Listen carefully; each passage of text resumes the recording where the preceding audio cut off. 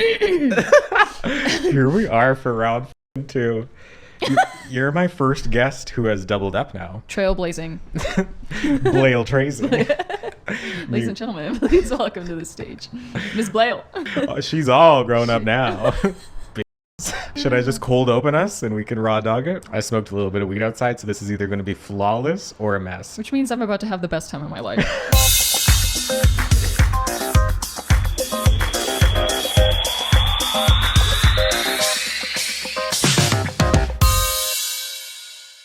Hello, ladies, and welcome back to D-Talk, your safe place to explore your creativity, expand your critical thinking skills, embrace your cringe, and prime yourself for connection.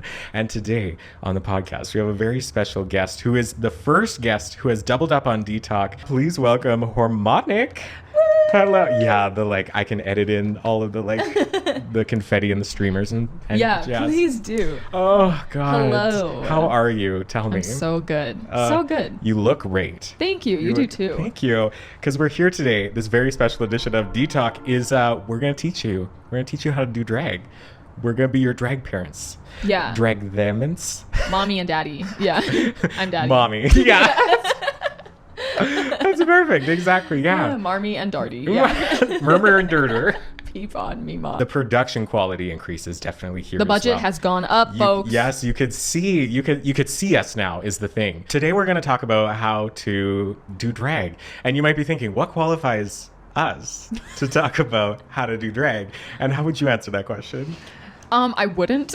They don't need to know. Okay. Exactly. Listen, Yeah. I am not qualified to be giving any information, but you're not paying to receive this information. Exactly. So I will talk. So you might want to take this more as like entertainment value versus, but no, Yeah. I think we do have a lot of good, valuable information we can share. But yeah, as with all information online, take that critically because all these things might not work for you.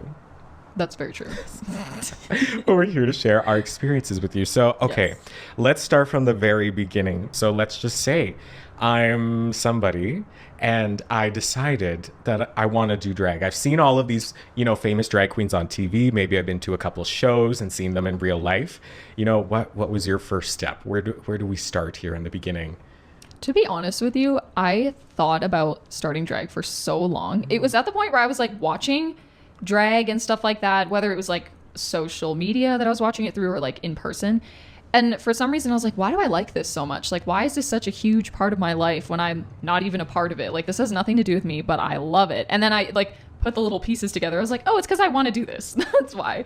Yeah. So for me, I reached out to all my friends because a lot of my friends were drag performers to begin with. So I was like, hey girl, like, can you please give me all the information that you have on how you got started? Because I want to start doing drag. And it was so weird because one day I was just like, I want to do drag. And then like a few weeks later, I was like, oh, now I'm doing it. It was that easy. Like, it was really weird. It happened really fast. And then here I am over a year later. Yeah. Same with you though, too. Because like, what was Yeah. your first moment of realization? It's like a coming out video. It is a coming out video. No, but there was something that you said that I want to go back to. You were like, this has nothing to do with you. Yeah. What do you mean this has nothing to do with you? I think because even though I don't identify as like, I am woman, like I feel very gender fluid, but you don't, you don't see many, I guess like femme presenting non-binary people, anyone who's like not male identifying on social media doing drag, or you're just not exposed to it as much as you are with like the classic gay man doing drag, especially Drag Race, right? Yeah. Like that, especially because that's so mainstream now. That's how a lot of like young queer people are introduced to it. And so for me, I was like, oh, it doesn't feel like there's space for me in this. So that's why I was like, I don't see myself in it, because I was like, where do I fit in? And then people were really like welcoming about it. And I love, like, some of my favorite performers now are like the non-male identifying people. I know there's so many terms to use, and like not everyone has terms that they like. Like, I never know which one is the best, but for me, I just like drag performer is what I like. So there's a lot of drag performers that aren't male identifying that I really love, and so they're some of the best in my opinion. But yeah, it was a journey. It was a journey. It was your journey. Oh, that's good. Yeah, because I feel like a lot of people would have those same limiting ideas that I can't do it because of this. I think a lot of people sit on the idea of it's something that they want to do, but then that getting started is hard. And if you don't have the friends to like ask and do that, because I think you're my first drag friend. Really? There was nobody else like Honored. But I came from windy Lethbridge. So there wasn't like there was a little bit of a drag community there, and it's getting bigger. Honestly, it's exploded a lot more like as soon as I left. All of a sudden Go there's like a figure, lot of eh? shows. No, I probably was just noticing them more. They're like, David's gone. Let's go. Exactly. Dave's on. But no, I did like I think 3 shows in Lethbridge in the last like 2 weeks before I moved, and I was like, all of a sudden there's these opportunities and I'm leaving. But Yeah. no, it's good. I'm still glad that I moved. But I don't remember when, because I remember I wasn't on the Drag Race train in the very beginning of Drag Race. I think the first one I watched was season 8, when season 9 was airing. That was the first one I watched too. Yeah. On Netflix? I think that was the first for a lot of people because it was on Netflix. Because what was the platform they were using? It was like some Out TV? Is that what it was on? yeah, something like that. And I didn't have that. Like there was no way for me to watch it. We didn't have it on cable. We didn't have it on. So I just never thought to watch it on YouTube, I guess. Yeah. It was stupid, but Oh, I guess, yeah, not even. But I remember seeing like the clips, and especially like I knew Trixie's face before I watched Drag Race. Like I had seen that paint Yeah. before I had started. But then I had watched it for like, I don't know, a handful of years, soaked in every single episode possible because I loved it. And I felt my like, I don't know if it was my personality that I felt like matched with some of the queens, or like, I don't know. It was just something that I was drawn to, and I didn't necessarily know why. But yeah, and there was something about, I don't know. Right? Because you look at it, I don't know when that crossed over for me of like, this is something that I want to do. I had a friend at the time who was really into makeup, and they would do their own makeup and then sometimes paint my face quite poorly. And I was like, oh, but I still love this. Like there's still something to this. So Yeah. I guess actually, no, I started with makeup. That was mine. I just slowly started practicing things and painting things on my face and looking at them and being like, "Phew, that's not... please find some old pictures to like insert. Get that up. No, we won't. It's No. not. It's so bad. But you can watch that on my YouTube series called My Life Tonight, linked in the anyway. Do the promo. God. Come on. That's all they need. If they actually want to watch it, they'll become a certified amateur sleuth and click it and find Yeah, it. there you go. No, but like you have to be okay. Okay, so like step 1 is realizing that it's something that you might be interested in doing. And then I feel like step 2 is you have to spend the time messing around. Because I feel like if you start in the beginning being like, I'm gonna paint a flawless face, and then you look at it and you're like, this is a creature of the Black Lagoon. Like this is so like did you ever have those times where you're doing eyeliner and it gets slightly bigger on each attempt on either eye, and then you're left with like, Yeah, you just keep going. So I can fix this, and then there's no fixing it. Exactly. It's just too much. Yeah. Totally. So you just have to be able to mess around and do things poorly for a long time. Like I think so much of drag is having that open mindset. Things aren't linear. They're like painfully cyclical, where you'll do something that you really love and you're like, I want to go attempt to do that again. And it's not even close. Yeah, that's so true. Yeah. Did you, like you were talking about your first drag show, do you find that, I know you said the line was a little bit blurry of when you crossed over into like wanting to start, but do you think that the inspiration came from seeing Drag Race on TV, social media drag, or do you think it came from seeing performers live for the first time? It was definitely seeing the performers live for the first time, but I don't think I would have went out of my way to go to those shows if it wasn't for watching Drag Race on TV. Right, okay. So Drag Race brought me there, but then when I saw these people in real life, I was like, holy shit, this is so good. Yeah. But part of it too, like I was dabbling in the makeup skills that wasn't really drag yet. I mean, what is drag? Drag is when you make an effort this. to do anything. Drag is when you make an effort. I think that's all it Yeah. is. Like if you put something together, you can call it drag. I think that's just fine. But I had all of the pieces, and like I have a drama degree, and I love dancing. Yeah, she does. And all God, yeah. What's it? Rickety bones. But like I love dancing. I love theater. I love comedy. I have experience in all of these areas.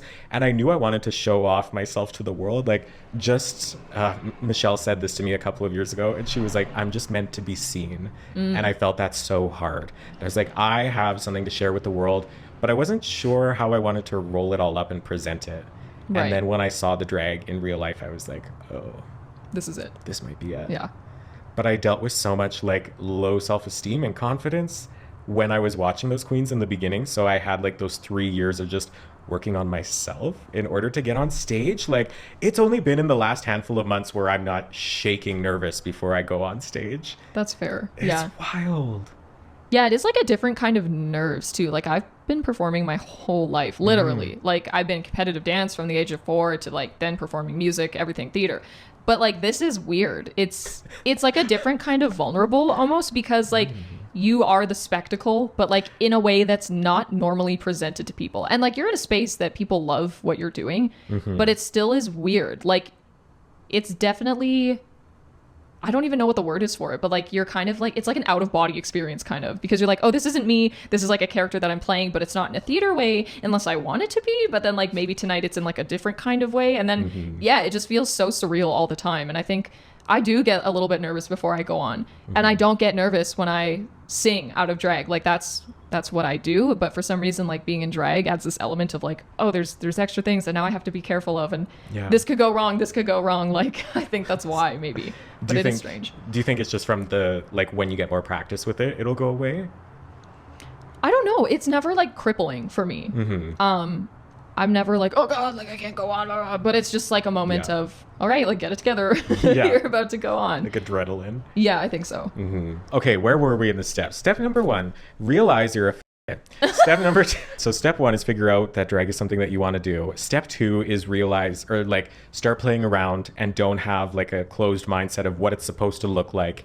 Because sometimes even what you think you want to look like isn't really what you want to look like. Yeah. And the only way to figure out what you don't want to look like is to look like that. So you just need to mess around and look. And like, I don't know, when I did this, and usually always with makeup, but I also love just staring in the mirror in my own reflection. But I will just look at my makeup from all angles and like study it and be like, okay, so that line went there. And then I'll pull out a picture from a different look and I'm like, okay, so that's what it looks like if it like curves up in that different way.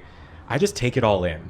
I take it all in all the time. I do that with pictures too. I like zoom in and I'm like, okay, so I had texture here and I use this product. So next time, like use it differently or not at all. Or like, I don't know. I think the reflection piece is really, so, okay, maybe that's take pictures, take videos, make them a paper trail. And yeah, if you're like David, you can also make these photos your wallpaper on every possible device that you own. I'm surprised you don't have a self-portrait when I walk in the house now. You know what? Oh my God, I really want a self-portrait. Amber has a self-portrait of her. Does she? Yeah, That's it's actually super so funny. dubious, but like it's the funniest image ever. I love it. Please. Yeah, you know what? I'm sorry that I'm my own background. You know, let us know in the comments wherever you're listening to this. Are you your own background? Because if you are, we might be friends. It's not narcissism. I checked online. It's fine. You checked online. I did, yeah. No. Online knows. People can have narcissistic tendencies without actually being a narcissist. You know, I've studied the DSM-5. Where was I? You were going over the steps. Oh, yes. Yeah, take videos. Take footage of everything so you can actually look back. Because it's easy to forget where you come from, where'd you go. Cotton Eye Joe. Exactly. Yeah. Who's she? So who would play her? What's Cotton been up to lately? Yeah, so take videos, take pictures so you have things to look back on. And that's like the reflection piece as well. Where do you go from here? What was your thing? What did you first dive into? So I think for me, like I was inspired by a lot of the like dancing queens, dancing, singing, theater. I love that in performers. So that was like a big thing for me. And I think from there, I was like, I'm going to do drag. And then I had all of these songs that I was like, these are going to be my numbers. And like 99% of them were like Lady Gaga songs. Let's be fucking real. Sorry. Yes. Let's be real. And so looking back, I don't think I've done any of those numbers that I first thought I would do. No. Yeah. And like to this day, I had one that I was like, this is going to be my debut number. And it wasn't. I ended up doing Back to Black by Amy Winehouse. Yeah, so it was Valerie, and then I had a wig reveal and a costume reveal into Back to Black. And I had these like thigh-high stripper boots because I went all out. I don't know what was wrong with me. I was like, okay, if I'm debuting, I have to like, I can't look like garbage because I know that drag queens hate other drag queens and they hate new drag queens. Don't. Okay, well, the Edmonton scene does. I just know like they're very... Yeah, it feels like you have to like pass initiation or something to be like let in. So I was like, I want to make a really strong first impression. So I'm going to pull out all the stops, like singing, dancing, reveals, blah, blah, blah, blah. And these boots, I went to Diva Dave's and I was like, girl, get me your highest stripper boots that you can. And they were like these pleather thigh high. I think they were like $200 or something, which I could not afford at the time. Let's be real. Still couldn't afford them now, but nothing's changed.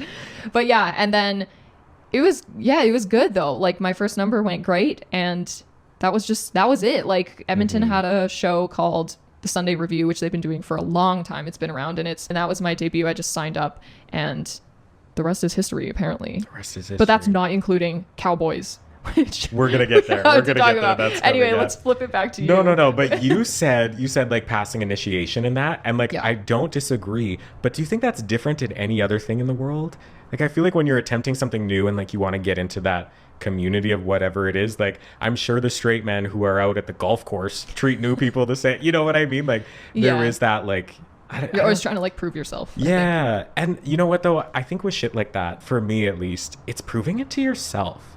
And like I project my insecurities onto other people, and I almost use their behavior to bully myself. Mm-hmm. Like if somebody's quiet or like isn't super receptive to you at like the first time meeting, and like, oh well, they hate my drag, is really easy to like fall into, right? But it's like, oh, there's probably a million things going on with that person, and it's until you see people for until the 7th time maybe that they'll actually, it sounds so rude, like interact with you and have a good time. And it's not in a rude way, but I feel like people just in the beginning too, like people like who they like. Yeah. And if you want to actually build those relationships, you have to go out of your way and be willing to interact with people for the first time and for the second time and for the third time. You're really good at that. When you see somebody new, you're like, hi, I'm Whoremonic.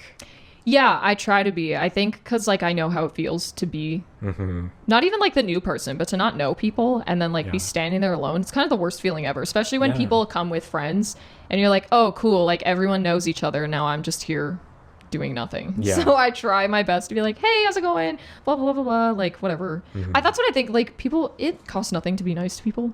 I don't get that mentality. And like, especially in drag, it's a very common thing to be like, like shade, slay, like I am not going to talk to you and like I'm better than you. But I was like, girl, humble yourself. Like, and a lot of that too is like the performance attitude that people build up. Yeah. And sometimes the most like the people who are most like you did are the most nice one. That's just their stage persona too. Yeah, usually it is very refreshing when that's the case. Yeah.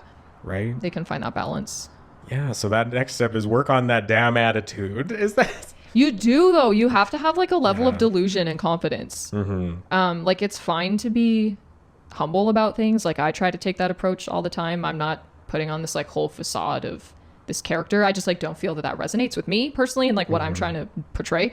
But like, yeah, you have to some extent go in with like your head screwed on straight and like, yes, girl, I'm here to deliver this. Yeah. Or else people like won't take you seriously. Or they'll just feel like something's missing, right? Yeah. Yeah. And so much of it is for you too. Like, oh, you have to build within that yourself that amount of confidence. Yeah. While also not coming off like an asshole. It's a fine line. But isn't that the whole world though? Is like you have to lead with confidence but also not like be off-putting to people. It's a really delicate thing, but if you're working on it in drag, you can work on it in other parts of your life. Like that's what gets me too, is all the things that I've done in drag serve me in my regular life. Not that drag is my not regular life. Do you feel the separation? Like, do you feel like a separate person now sitting here as Whoremonic, or do you feel that it's like you? You know what I mean? Is it a character? I feel like career-wise, yes. Because I'm branding as an artist like out of drag, the two are very separate for me. And I don't ever want those lines to cross. Like, I don't ever want to be Whoremonic releasing music. You know what I mean? Oh, That's just like something for me that I don't ever want to attach, because in my life going forward, I would like to build a career in music as Georgia. But personality-wise, like, I feel the two are similar. Yeah. Which like kind of links back to what I was saying. I don't ever feel like I put on the wig and something and I'm like, oh, look at me. I'm a whole new person. Because obviously, like, I sound the exact same. I act the same. Like, the only difference, I guess, is maybe, like, in my performances, there's fully a hair in my mouth. I know. It's just, I'm struggling here, too. It's okay. Okay, interesting. Mine is the opposite. I feel the exact same, both in and out of drag. Like, I feel like it's the same person. My content is all mixed online. My branding is all under me. But it's all you're like name. One Instagram account is like collectively your drag account and your personal. Yeah. Right? Whereas I have one for drag, one for my personal. Yeah. Well, I guess I have one for everything. Unless you're hiding, you're not telling me. I just found out David's last name today, so oh my god, we've reached a new level of friendship. Not just because it was sitting out there. I'm surprised you didn't know, but I guess you didn't tell me. That's the thing about drag too. You hardly ever know people's real names unless you're close with them. That's it though. But that's a part of making relationships with people is like remember the names. go and make eye contact and shake that damn hand. And for the love of God, remember the name that they said to you. I feel like so many people like, oh, hi, I'm David. Blackout. Yeah. What was their name? Like every single time. Gone. So yeah. go back and learn. If you need to create a note in your notes app of who is who. I did that. Oh, I thought you were saying like, no, I need to start No. doing I'm like, Shade. because then, okay, so I need to know like this performer's name, but then they're also out of drag name. But then sometimes you meet people and they're like, hi, and okay, so imagine I met you as Whoremonic. We don't know each other. Yeah. But then you come up to me and you're like, hi, I'm Georgia, out of drag. Who? And I look at you and I'm like, Who? yeah.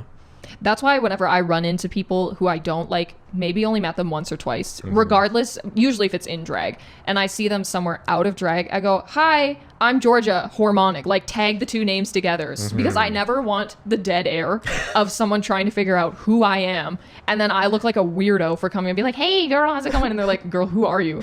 Because it's happened Yeah. before, and it's happened to me too, where someone was like, hey, I'm so and so, and I'm like, who are you? Like, and I Yeah. literally said that. They're like, girl, you don't know me, we perform together. And I was like, so sorry, like I Yeah. don't know what else to say, my bad. Okay, so yeah, have a good attitude. Yeah, and like going back, figuring out what lens you want to deliver a drag performance from. Do you want it to be vocals? Do you want it to be spoken word? Do you want it to be like theater or like dance? Or like there's so many different options at Yeah. the ways that you can come to drag. Comedy, yeah. How did you decide what your brand was going to be? Like, because you are the queen of spoken word numbers. I love spoken word. I want to give Of it slam poetry. Yeah, I want to give a theatrical performance. And it's not even like I love mixing new songs with like those quotes in the middle and like building the storyline and like the tiger outfit and all of that. You figure out like, do you want to do comedy? Do you want to do like figure out what lens and maybe go from your past experiences. Like I'm a theater queen or I'm a theater person. So I was like, there's probably going to be an element of theater. You're a vocalist. You're like, maybe I'll start with the vocals and like build from there. Right. So, okay. After you figured out what lens you want to go to, this is where you get your, oh yeah, because we've kind of started now getting the insights together, you know, prepping your brain, your mindset, your attitude. You're ready to go out into the world. Actually, no, you're not. You're ready to go to Amazon.com and type in lace front wig. No. And that's even, that's a stretch. Is that a stretch? Yeah, most that's first fair. wigs are hard Party front. City. We go to Party City, could never. That is crazy. My first wig was a hard front though, but the thing is that I bought it off of Facebook Marketplace. No. And yeah, it was actually a beautiful wig. I still have Okay, it. yeah, Don't wear love it that. anymore, but Yeah. it I did not wear that for my first performance. However, we'll talk about that. I remember wig that wig. in Yeah, I a remember bit. that wig. Anyway, so yeah, wigs. You start with the Amazon. wigonometry. Yeah. And Is like, this from Amazon? I gotta ask. This is. Come yeah. on, Jeff Bezos. Mine's even worse. Where's mine from? Temu. Yeah. No. It is. No. You know how much this was? This was $29. Let me feel it. Yeah. That's not bad. Yeah. So yeah, if you are somebody who wants to wear wigs, you don't have to wear wigs, but No, Miss Joey J. no, yeah, if you just want to be a gay ass bitch like Joey J, you don't have to wear wigs. But then like start playing with them too. Like you get that shake and go wig. That's great if you're like around your house and you're like practicing with it because like Drag me. Drag me. hairography is a whole other thing Yeah. too. Like, oh, that's a as we're getting into like the wigs and the costumes and that, put it on while you're at home and just walk around in it. Do the dishes with a wig on. Fold your laundry in heels. It's just the practice of being in those things and getting comfortable with them, because the vibe of being like a baby deer when you're out on stage, because all of this stuff is like brand new for you. And especially in pieces too, because like you can walk in wigs. So you can walk. Dr. Seuss. You wouldn't walk in a wig. You can walk in heels, but then once you put the wig on, your sight lines are different, and then when you have makeup on is different too. God forbid there's a corset and the butt pads, and I don't know if you're tucked. Like there's all these different pieces. Like try them out individually and then start piecing them together too, so you just get comfortable with all the things. That was Yeah. big. You know, I send you all those videos. I'm always half up in drag, but it's All because the time. I want to be comfortable, right? And it's like you have to torture yourself into it being comfortable. Like I remember going out with lashes on for the first time, being like, am I going to survive this 3-hour show that I'm not even performing in? I'm literally just an audience You're member. just observing. Exactly. But like if you've never worn fake lashes, you put them on and you're like, I can't see. Yeah, and you're like hyper aware of them too. Yeah. Yeah. I was very fortunate because I guess like growing up in partaking in the world as a woman, I did all the things that came with it, right? I was always doing makeup. I was wearing heels for shows. I had lashes that I wore for dance all the time. So drag was not that much of like a stretch for me. It was really like a continuation of like, or a combination even of all the things that I'd already been doing, just like to a further extreme this time. So I was like really fortunate. Nothing was super out of my wheelhouse or like unfamiliar. Dancing in heels is a lot harder than people give it credit for.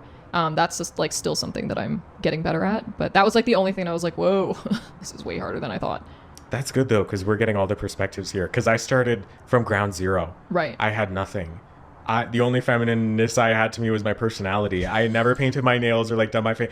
None of that was all new. Yeah. And it was a lot of like working through that internalized homophobia and shame. Weird to think back on, hey?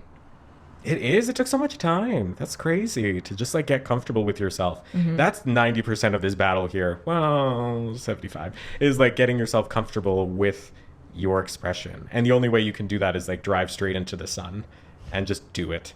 Wear that outlandish thing. Go out there, do it. It doesn't matter if it's good. Make sure you get a video so you can avoid it for a few months, but then you'll go back and watch it, and that's okay. Take your time. But like, yeah, it's all that mindset. It's all the mindset. Okay, so then what about costuming? We have the wig. We went to Facebook Marketplace, and you found yourself a wig. I'll send you a picture of the fit and the wig. My first time going out in drag. I'll send it to you. You can put it in if you want. What was the event? What was the? It was queer prom in Edmonton. Okay. Kind of fun. I mean, I had two Cosmos blitzed. I don't know what they put in those things. Both my friend and I had them, and we were dead the next day. It was crazy. I don't know if you can talk about this, but it's fine if you can. Yeah. But it was just wild. So just a little over a year now I've been doing. Yeah. My timeline is similar, but everything leading up to that is completely different. Because I was 25, 26. How old am I right now? How old? I'm 27 right now. So yeah. So we started around the same time, but coming from a completely different spot. Places in life too. Yeah. Yeah. I feel like if people are listening to this, they already know my backstory. If not, go see my other episodes of D-Talk here on the playlist. Ding! But yeah, coming from that like white picket fence, I had to work my way out of like the conservative, I clean my guns with liberal tears town. And like, it was terrifying. Yeah. So I went, my first fit, I remember going to Value Village and like it wasn't the Salvation Army, because I was like, they're transphobic, so we can't go there. Maybe it was like Mission Thrift, as if that's any better. But I went around and just started like pulling pieces that I knew I liked, but I wasn't sure like what I was going to put it together as, like building a little bit of a library, as it were. Yeah, what were the shoes? What were the first shoes? I think the stuff that I actually ended up wearing out, like all of that stuff that I had, that I bought from like Value Village and stuff, I wore around the house and not really out. There's a few pieces that I do, but I just went to the mall. Yeah. And it was so much nicer when I went with somebody that was like with me as I was trying on like heels and women's clothes and stuff like that. Cause sometimes it's a little bit unsafe. Like I'm in Holt Renfrew trying on these like platform heels, and all these straight men are walking around like. It actually, surprisingly, it's both ways too. Like I shop in the men's section quite frequently, and the looks you get are unnecessary to say the least. I was like, why do you care? Why do you care where people shop? What they're like? We could be looking for a friend. You don't even know. Like you could be getting shoes for someone else. I could be getting a sweater for somebody. Like it's crazy to me that anyone like has the nerve to like inflict their judgment or even their opinion on something that has nothing to do with them. Anyway. Yeah. No, that's absolutely a part of this too, right? Especially if you're like blending the lines of masculinity and femininity. It's all mental. It's all mental. So go to therapy. That's where you should start, actually. Right after you realize you're a go to therapy. That's great. Yeah. But yeah, anyway, you're talking about shoes. Yeah, because I went to the mall, and got shoes, and I got a dress for my first gig after I was practicing a bunch. So yeah, play around with those different things, practice walking and all your bits and bobs so you're comfortable with it. You can do jewelry or not. It doesn't really, for this first gig out, it does matter, but like you're not going to care about what you were wearing. It's going to be like what you can experience on the inside moving forward, because that first one is all learning. That's all learning. There's nothing else is gonna. It's all learning. Well, the whole thing. Anyway, okay, no, I could get on my learning soapbox. No, and then we need, after you have it all together, makeup's in there too. But you've been practicing that. You've been messing around with it in a low stakes environment. I did the 12 Days of Dragmas. Oh, right. Not even just last year, but the year before I did that as well. And it was because I wanted to practice my face, and I wanted to find my face in the direction of the eyes, because like not only do you need, like, if you're watching a YouTube tutorial on makeup, that's great. Your face isn't going to be the same as that face you're watching on. So you can, in fact, paint the same thing or the same shape. It's not going to... It'll look different. Yeah. On each eye, Yeah, even. that's very true. Like, Yeah, and I found that, like, most of the time, at least, maybe this is, like, a me experience, but, like, most photos that I've been referencing are a lot longer and slimmer face structure, better bone structure than I have. I have a very round face. And don't say better, say different. Not defined, like, bones as much. And then I'm like, oh, this doesn't look anything. Like, no, but even, like, cheekbones and stuff. Like, some people just have more defined features in their face, like sharper noses, sharper jawline, that sort of thing. And then you're like, why doesn't this look the way it does in the picture? Because you're not built like that, girl. And that's fine. Yeah. Also, like, you don't have to look exactly like whoever you're referencing anyway. Did you have references for your makeup that you took inspiration from, or you just like went in blind and tried stuff until you found something you liked? I didn't go in blind. I had a little album of drag faces that I liked, and I had like zoomed in on them really far because I was just learning the shape of the eye of where I wanted things to go. I remember Ellie Diamond was one that I had a close up on because I really liked the shape of the eye. But it's always different all the time. So it was like one picture of them and then somebody else, and I just kept trying different things. And then eventually, maybe it was like 6 or 7 months in that I didn't have the pictures anymore, I would go back and reference pictures of myself and be like, I really liked how that looked. How can I tweak that? Or how can I recreate that? So yeah. Did you have makeup influences?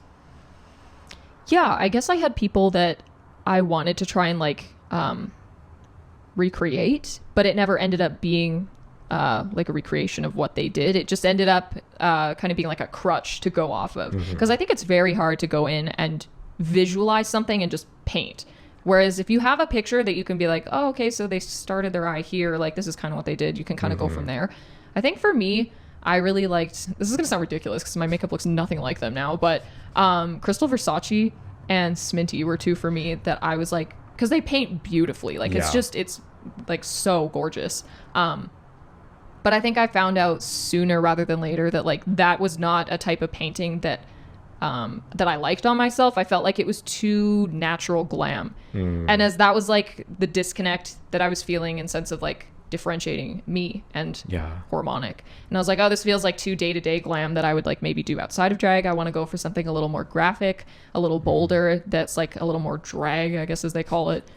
Whatever that means. As they call it. Yeah. And so that's kind of where it like led me. It was just trying different things. Yeah. And then finding like even my second gig from last year, my makeup is very different from what it is now. And I recently changed it. Like I think our Cowboys gig that we just did a while back was the first time that I changed my makeup, my eye makeup, and actually decided to stick with it. Yeah. Whereas before I had like another layer of white underneath and then another layer of black. Oh, okay. So it was like even more graphic. Yeah. And I don't know why I stopped doing that. People liked it, but I guess I don't like to please the audience.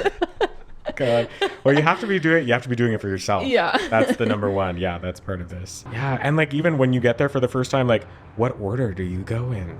Is it the concealer first? Is it the color first? And like it comes down to your preference and just the habits that you get into. Yeah, we paint very differently, don't we? Yeah, what do you start with? I do full base.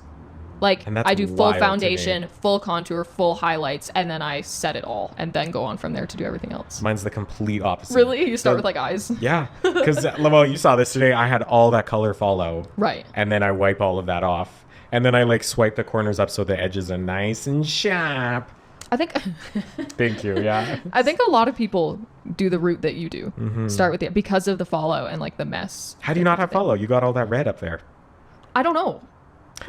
Good point. Shout out to the NYX palette, I guess. Yeah, I don't know. I just don't wear enough eyeshadow to. You get good color payoff, yeah. I am packed in here. Like the fallout was between my legs on these chairs. It's very pigmented though. Yeah. So you got your costume. Yes. You got your wig. Check. You got your makeup. Check. You've walked around in heels. You fixed your attitude. You went to therapy. You have an open mindset. You know what you're going to deliver. Yeah, because there's like making a mix. You can make a mix, or you can just take a song. Yeah, take a song off of YouTube and, throw together some choreo. I think it's better to over-plan the first performance. I guess it depends on venue. Oh, for first performance. Yeah, I think you're right. Because you never know how if your nerves are going to overtake. Yeah. Because it does happen. And it's easier if you're like, I know exactly what I'm going to do in every moment. In case you do get like that anxious, and then you can kind of just disengage from the audience and like, I'm Autopilot. doing my cat. That Yeah. was an actual move from my first performance. Yeah, so figuring what song you're gonna do, but how do you even find a performance? Depends on where you live. Yeah. Like there might not be, if you're listening to this from like Tabor. Cochrane? That's fair. There's no drag shows out in Cochrane. No. We don't have gay bars or anything. Or if we do, that is news to me, honey. Because we never had any of that. We just had a pride parade like a year or two ago. Oh, that's something though. Sorry, yeah. Yeah, So finding a gig. if you live in a little small town, you might gotta go out. That's what I did. You gotta travel. I put my Furby. I put my suitcase in the back of the car and I drove myself to Calgary. Took 2 days off of work, told no one because I was terrified. I'm like, I knew, yeah, because I was on like I'm on the edge of changing my whole life and moving, and I wanted to pursue like art and performance and drag and all of that. And I was like, I gotta get it on stage. We gotta do it, paint it together, try it, and see how I feel. So yeah, I think a lot of it is just like online. Follow those queens. Totally. I remember when I first started, like, advice from the more established queens in Edmonton, they were like, post on social media.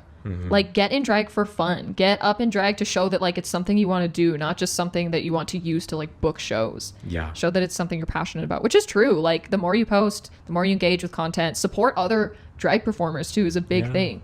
Like, spread the love and, like, share the support for your fellow performers, because when you build those connections, they'll want to work with you. They'll want to cast you. They'll want to recommend you to other people. Like, it's all about networking, which is for most things in the arts, too. Yeah. Networking is so important. And like the practicing in drag, or like the doing it for fun, goes into practicing. You go out and make those relationships and people give you advice, which is good. Yeah. Just watching other people perform too. Like Going to the shows. yeah, pick and choose the little bits that you like to be like, oh, I love the way her hair looked. I'm going to try and style it like that at home. Or that was a good move. Or like that was a funny thing to say. Like just build that vocabulary of all those things that you like. Yeah. You just get to pull from everyone. But I say that all the time. Like, if you see something that I did that you like, do it. You're never going to be me. And that's not like, but that's, everybody's so unique, right? You can take, like, even if all of your bits, not that you shouldn't be your own person, but even if you take all bits that you've stolen, quote unquote, from other people, nobody has that specific conglomeration of all those things together. That's still you and what you like and what you're bringing to the table.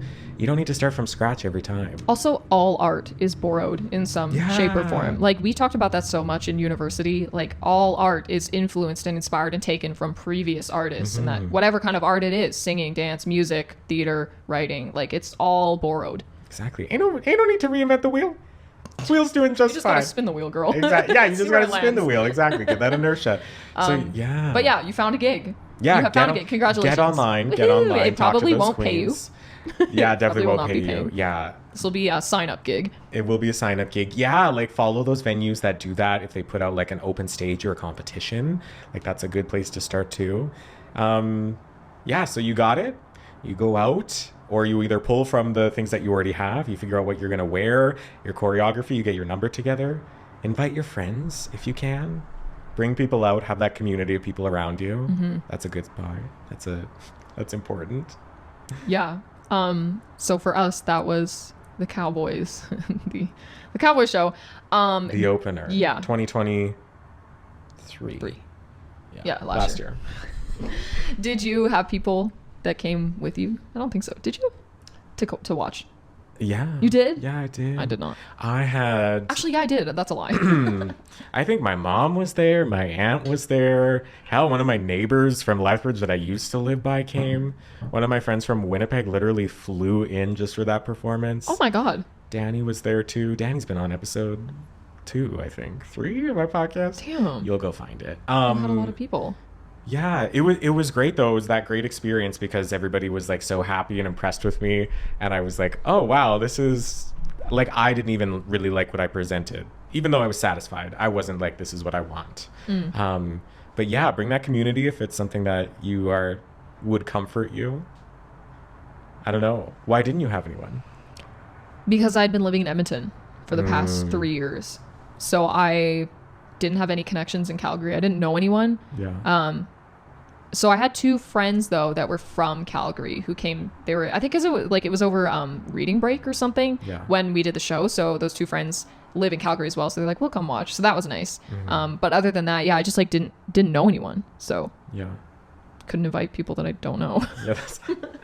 What a sad sentence. No, that's not sad. I feel like a lot of people would be in that similar thing. Even if you do have friends, maybe you don't want them to see that first one too, which is I was like, high-key did not want anyone to come because I knew I was gonna get out there and just like flop. But you didn't. It was great. Well, I dug my keys into the side with that hat. I remember the disco hat. I rhinestoned a cowboy hat and took me over 12 hours to stone the whole thing. It really took forever. And I wore it for a whole 3 seconds in the song. So great. Just as God intended. Exactly. Immediate throwaway.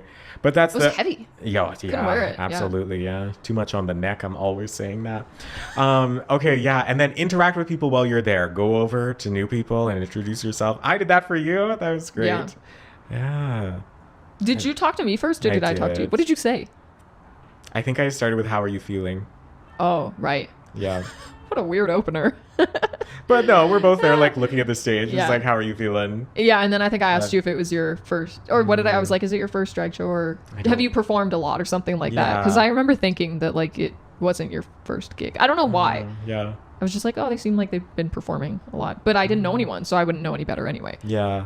And then you're like, no, it's my first show. And I was like, me too. And Thank God. Actually, now that you say that, I remember thinking the same thing about you too. That's good. Yeah. And then just been annoying each other ever since. Yeah. What?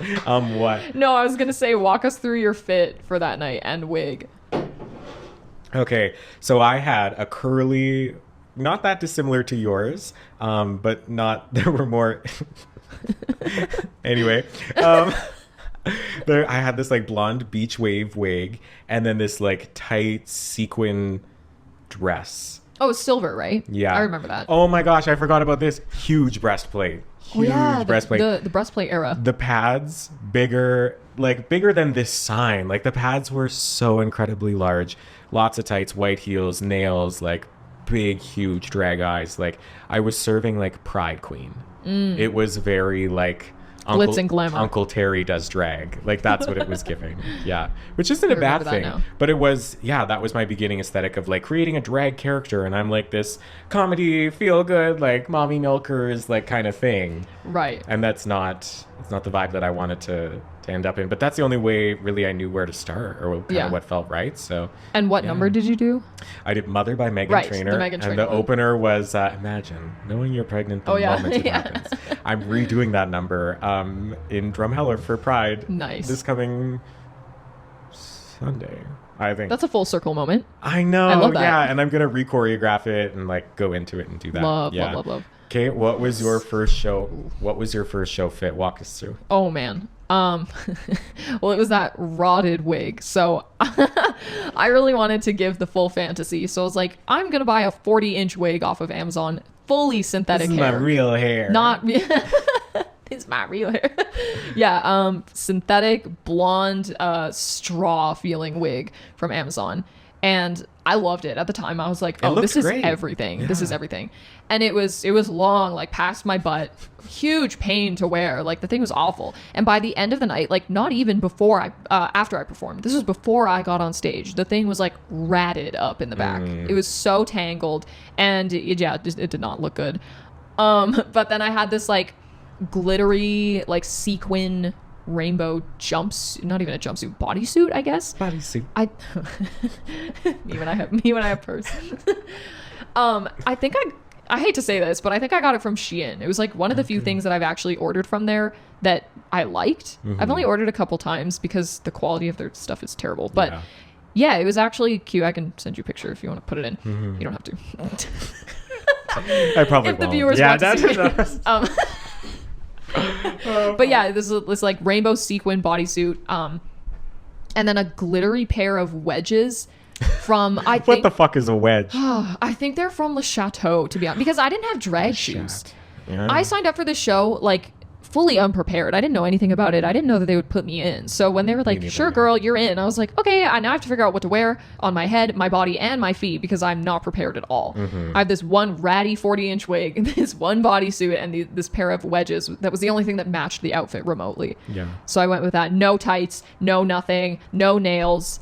And my makeup was very different for that too. It was a totally different eye, a lot smaller than what I do now. Yeah, it was first gig in drag, First time right? up in drag, yeah. It was as good as it was going to get.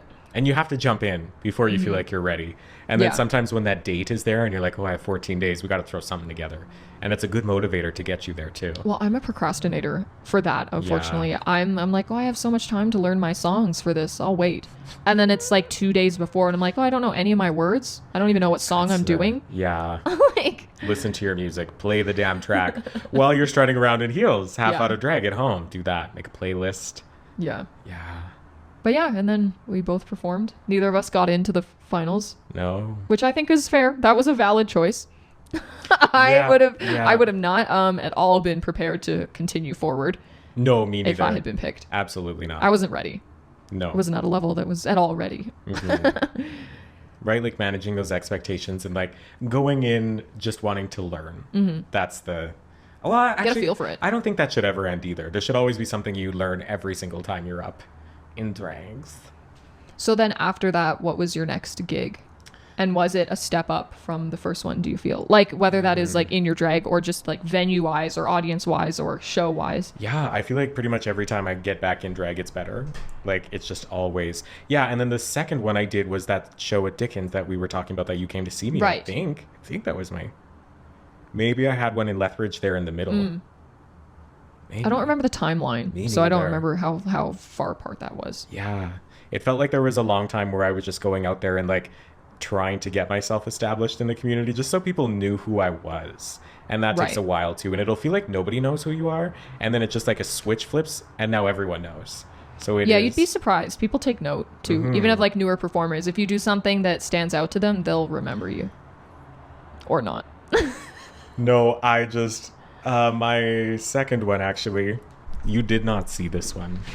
The second show that I did, I decided to make a life-size Furby. Right. Which you've seen on my Instagram if you followed me over there. Not you, the viewers, of course. They're right. I don't follow you on But that's Instagram. but that's the thing though, like doing something that'll get you noticed, and it doesn't need to be like outlandish and like peacocking and you're doing something that's not like authentic. But I dressed up in a Furby and had a spoken word mix of like pretty much I would let Gemma know, and like bottoms up in the devil laughs, Monster Energy drinks, props, breastplate, Furby costume. Yeah, you hit the nail on the head with that one. You really just went in guns a-blazing. And it was the that- Halloween show too. Yeah.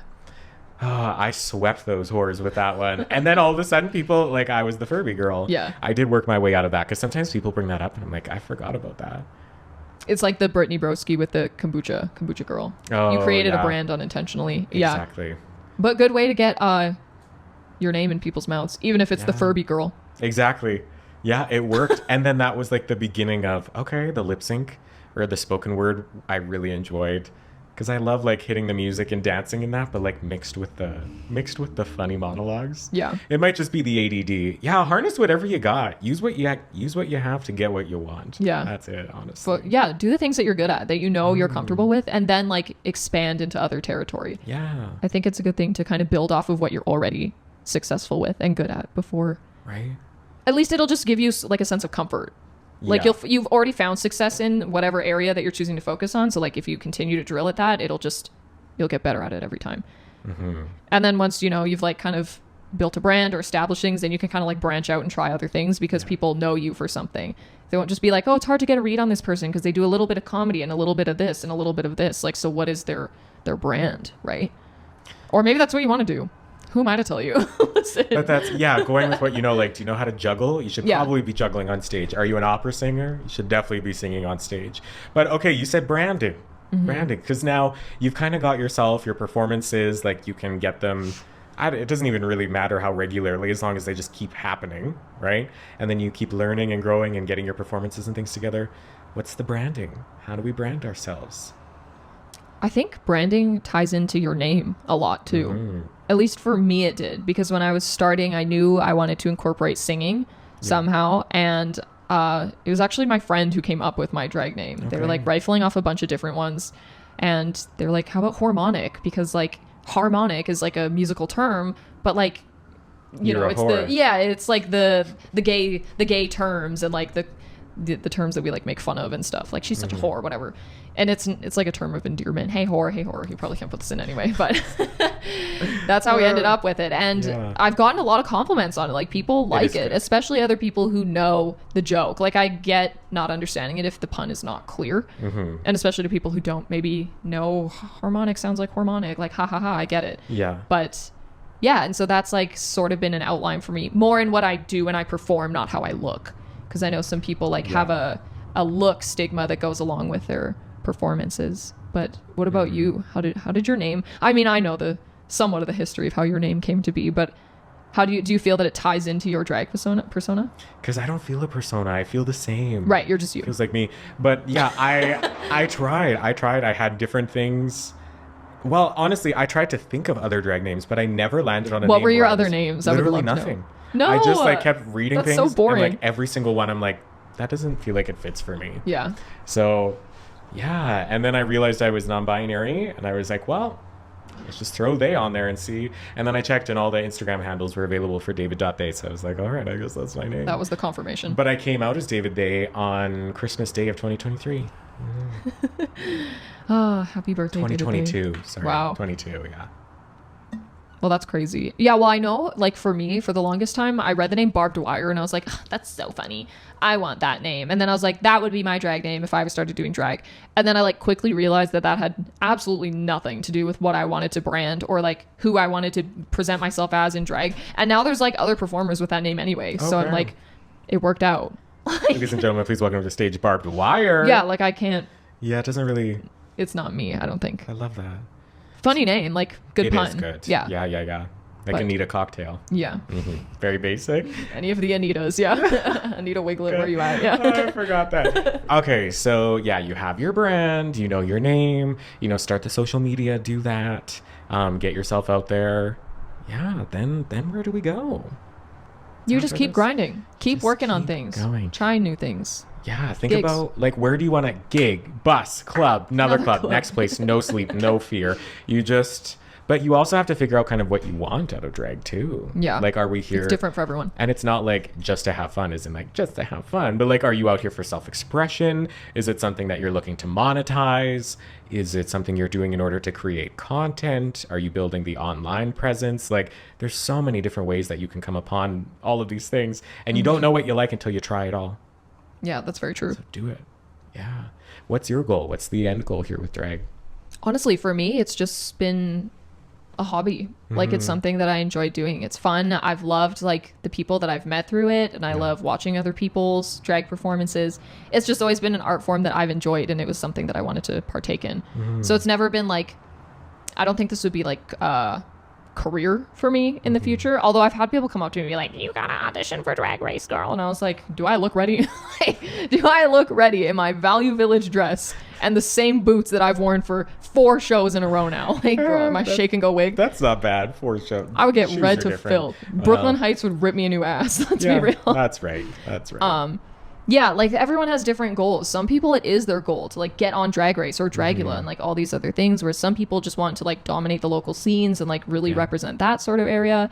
And other people, it's, like, more of an artistic approach where it's online and, like, posting the looks that they paint or, like, the things that they sew. Like, Twink Trash is one of my favorite drag queens. She always has been.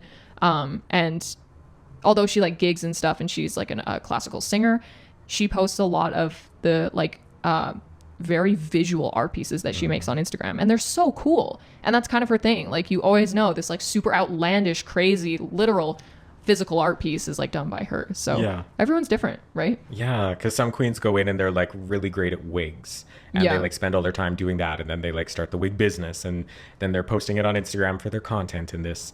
And then some queens, I feel like, get a little bit of experience in every area. And you could, like, over time, like, girl, life is long.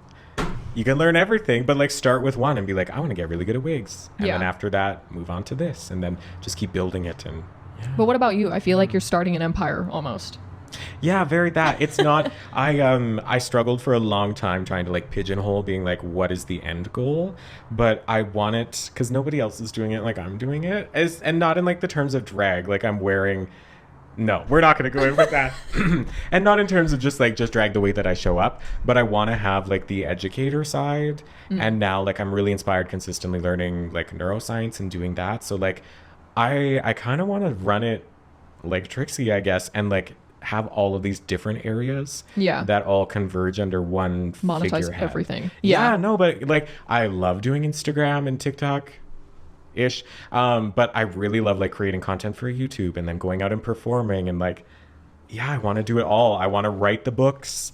I want to go and speak at teachers conventions, in drag, out of drag. I want to perform at the weird ATA brunches where nobody knows how to act because there's a drag queen around, but like I've been a teacher, so I know exactly where, like, there's not a lot of people doing that specifically.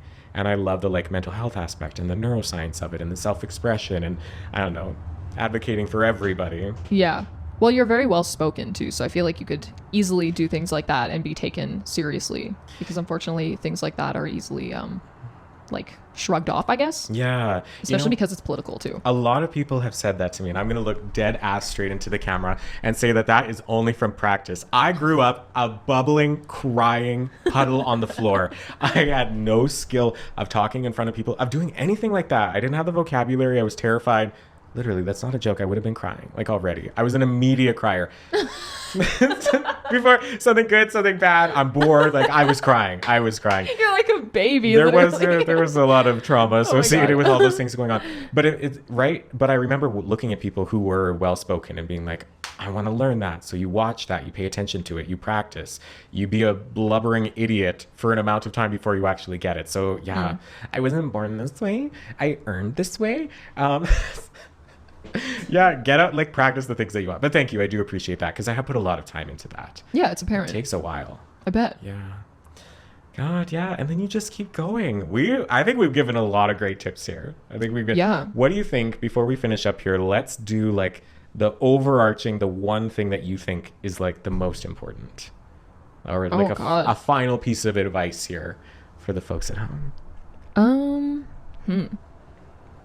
I think, like, honestly, it's just about starting. Like, everything is hypothetical until you make it happen. So, like, you could sit forever and be like, I really want to try this. Well, just do it. Like, even if it's the Nike sponsorship. Please. I was going to say, yeah. But really, like, you just have to try it no matter what it is. Like, even if it's trying drag makeup for the first time. I think that was kind of it, like, for me. I remember I went as IQ Kitty for Halloween in 2020. And... yeah, just sneak that in there. And I blocked my brows, which was wild for me, and did like the worst makeup ever, and it was awful. And I like made the costume and everything and had this flat wig from literally like the Halloween stores. Yes. But I was like, this is so fun. And it even if it's something like that, it doesn't have to be like polished, like stage ready drag. Just do anything that brings you some sort of joy in an artistic form that maybe furthers the future, things to come for you. And I think you'll look back on it and be like, oh, I'm really glad I tried that. Because you may not even know that it's like something kickstarting another thing. Right. Like you buying, I don't know, a pair of sparkly boots or something, or rhinestoning something for the first time, or sewing something could be the pushing point or the jumping off point rather. Right. And maybe you think you'll like it and you actually hate it. And that's fine too, but you just got to do it. And I went through a phase of that. Yeah. What about you? No, that's good advice. I feel like it's all the mindset. It starts and ends with you. If you're not, oh, wow, this sounds kind of isolating. If you're not having a good time, it's probably because of you. And that doesn't mean that you're doing things wrong, but you could be doing things differently. And maybe it's not meant for you too. And that's fine. You might get into it and be like, I don't actually enjoy this. Yeah. And that's okay. I feel like that's what life is. Also, people can tell if you're not having a good time. They can tell. And they're not having fun either if you're not. They're just like, oh God. Yeah. Like, oof. That comes back to taking the videos too. Go back, like I didn't look like I was having fun in those early performances. No, I looked nervous. Yeah. And people, like you said, people can feel it. Yeah. Just naturally even. I do want to ask before we wrap up, do you have a favorite gig that you've done so far? And like what determined that? Was it like the number that you did or the venue that you performed at, or was it like the audience, or what made it your favorite? I think I kind of have two. Okay. Well, yeah, one of them is more meaningful than the other one. One of my favorite shows I ever did was in Medicine Hat a couple of months ago.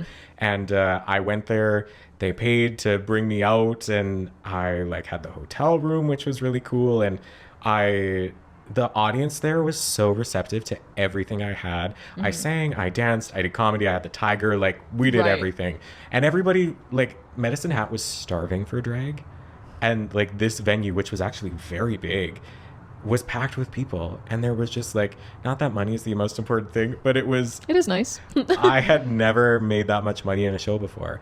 And like, it was just so much fun. And well, because I also grew up kind of in Medicine Hat too and felt a lot of homophobia there. So I was like, yeah. But then being back, lip syncing to Hannah Montana in a stoned tiger outfit as these people are handing me money, like it just, and three of my good friends from Lethbridge came and like, we're sitting there, and my mom was there too, and it just, I gave good performances, people were impressed, so that was fun. I also really love the Brittany Broski number that I just did, and because Brittany Broski put it in her story too. I love that. Yeah, that's so good.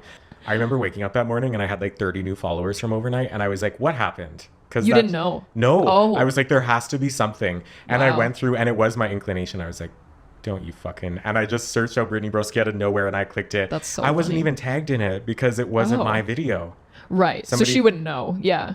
Well, like my tag was in the video, but only if you clicked on the story that she reposted. Right. So I wasn't notified from it, but I was like, I wonder. I was going to ask like if you noticed a follower increase after that. Yeah. That's so funny. Absolutely. And not even that, but those followers are engaged now. Oh, wow. They're liking the shit that I'm posting. Because a lot of the people that already follow me, they're like, oh yeah, that's just David in another YouTube video. But these people now see me more as a content creator because that's the only way that they know me. So I like that. Right. It's good. That's cool. Yeah. Cool. Do you have a favorite gig? I think it was when I got to open for Tammy. Okay. I did GUI by Lady Gaga, mixed with Wrecking Ball. I sang Wrecking Ball and then went into GUI. I just had a lot of fun. It was a really fun number. The audience was so fun too. Like they were so loud, and that's so helpful. Like, you know, that when people are cheering for you, it makes you not want to pass away when you're on stage. Like when you're up there, like trying to turn things out and the crowd is like silent, you're like questioning your whole existence. That's fair. You're like, oh, I thought this was funny. Oh, I thought this was entertaining. I thought this was like CUNTY. Like I thought this was good. And then people are like, so that was, I think it was my favorite just because everyone was so nice. Although I did have a girl come up to me after the show and she was like, I know a vocal coach and I can like get you into voice lessons. I was like, oh, I was like, girl, that's not the compliment you think it is. Like that's fully an insult. And also I have a vocal teacher. Like I'm set. I'm okay. Yeah. But yeah, she was very drunk. So I'll give her that. That's fair. But that show was fun. It was, full house, like great other performers. Like I got to perform with Passerine, who I've become really close with over the past year. And it was, the whole atmosphere made it really memorable. So I think that one. Yeah. And like for the audience, that's a good thing to say too, of like some audiences will love you and some audiences won't. Yeah, and you're not for everyone. It doesn't actually mean anything about you. You can do the same number twice. I did that. I did the Furby number twice. The first one, the whole house gagged, screaming. Yeah. The second one, crickets. Like not crickets, but like it was such a big like. Is that a dove? Yeah. It was doves. Yeah. So like the audience reaction has everything to do with them. Well, not always. Like sometimes it is you, but like you just need to you can account for differences and don't place high expectations because all disappointments are just unmet expectations that you put on yourself. So take it easy, get out there, go do drag, take pictures of it, make your Instagram account, post those pictures, tag us in them so we can see you. We want to support. We'll follow, repost, share. Yes. Oh God. Yes. Yeah. I hope. Yeah. No. Literally, if we've inspired you to do drag, which hopefully we haven't. No. You gotta let us know. So where can the children find you? Whoremonic. You can find me on Instagram at Whoremonic_ because some psycho has the username Whoremonic. I don't know who. That's fair. Whoremonic_. That's literally the only platform I use. My TikTok and my other stuff are for my personal. So if you don't have Instagram, well, you're missing out, I guess. Oh God. Where can we find you? Oh my God. Well, you can find me at Instagram at David.they, TikTok at David_they, and YouTube at David_they, at Spotify at David_they, and on Instagram at DTalk with David They, which is where all of these promotions will be playing. So there you go. Yeah, you can find me everywhere. I'm doing all the things. So Thank you so much for being here with me. Thank you for having me. This is fun. This is great. Okay, well, that has been D-Talk. We've embraced our creativity, worked on our cringe, primed ourselves for connection, and a 4C that I don't remember. So until next time, goodbye. Goodbye. Goodbye. Goodbye. Goodbye.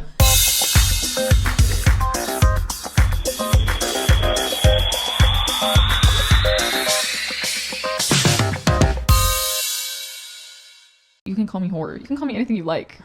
Except Georgia. You can call me anything you like except late for dinner. No? God. Except lazy. You can't call me lazy. Actually, Open the door. Before I I'm go gonna wrong. look through your windows, you dumb whoremonic. I'm so sorry. That was just No, like that's great. building up. Please, Dawn, it's Christmas. Oh, that's so good. Please, Dawn, it's Christmas. Please, Dawn. Yeah, Jesus Christ. It's all that smoking. Are you hot in here? Jesus fuck, I'm hot in here. I don't know. Good point. I think it's because I keep sliding out because I'm Something, sitting though. on this. At the end of the fucking day, I'm gonna worry about Heidi. God. Fuck you. Fuck you. Fuck you. Holy shit, I am Oh. hot. This is me de-dragging immediately.